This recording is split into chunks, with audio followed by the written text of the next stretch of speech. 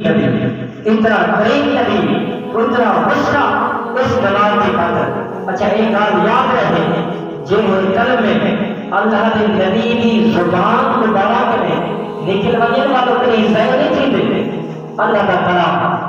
اللہ کریم نے قرآن مجید فرقان حمید سے ارشاد فرمایا 12 سورہ یوسف 4 پارہ۔ اللہ کریم نے ارشاد فرمایا حضرت سیدنا یوسف علیہ السلام مصر کی جیل میں چکائے گا، آپ قیدی بڑی گیا کہ آپ ڈھکے ہوئے ہیں تے آپ خواب کی تعبیر بیان کرنے دیا سیدنا یوسف علیہ السلام۔ کوئی بندہ خواب دیکھے ہاں تمہیں بھی آپ کی بارگاہ میں بیان کرے رہا کہ آپ خواب کی تعبیر میں چلے ہیں۔